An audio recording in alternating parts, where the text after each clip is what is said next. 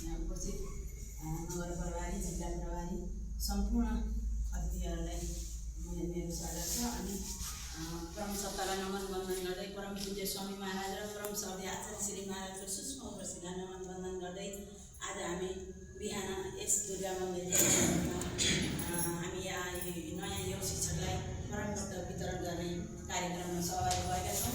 यो हामी 10-12 दिनसम्म हरिद्वार गएर यस प्रमाणपत्र कार्डहरू लिएर आइसकेका छौँ, किनभने हामी उहाँ महाराजको हामी ऋणी भएर आएका छौँ। किनभने उहाँ महाराजले 10 दिनसम्म हामीलाई खाना बस्न सबै सेवा सुविधा दिएर पठाइसकेपछि हामी उहाँको ऋणी छौँ। हामीलाई उहाँले किनभने तपाईँहरूले हामीले सक्षम बनाएपछि तपाईँहरूले गाउँमा गएर पनि शुभ प्रभात फैलाउनुहोस्, योगी सबै गाउँमा योगमय बनाउनुहोस् भनेर उहाँको हामी ऋणी भएर आएका छौँ। अनि यो ऋणको पनि हामीले उहाँको जे गरिसक्यौँ, जे सुविधा दिइसक्यौँ, त्यसलाई पनि हामीले गाउँ गाउँमा प्रसार गर्नुपर्नेछ।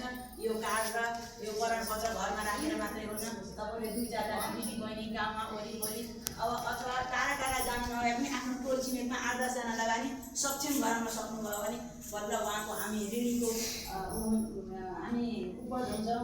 हामीले यो कार्ड मात्रै घर राखेर हुन्न, उहाँबाट हामी ऋणी भएर आएका छौँ भने हामीले यहाँ पनि कुनै योग फैलाउनुपर्छ भन्दै अब समयको छोटो भएको हुनाले अब सबैले मनन गर्दै आज हामी यो कार्ड वितरण गर्दै यो कुरालाई पनि मनन गर्दै हामीले गाउँ गाउँमा फैलाउने जानेछौँ, योगमय बनाउनेछौँ भन्दै आफ्नो दुई शब्द यहाँ गर्छु। धन्यवाद। महिला पतञ्जलि योग समितिकी जिल्ला सोसल मिडिया प्रभारी विष्णु पोखरेलज्यूलाई। उहाँले पक्कै पनि स्वामीजी महाराज र आचार्य श्री महाराजले व्यक्ति समाज राष्ट्र हुँदै विश्वलाई नै सुस्थ बनाउने जुन सपना देख्नु भएको छ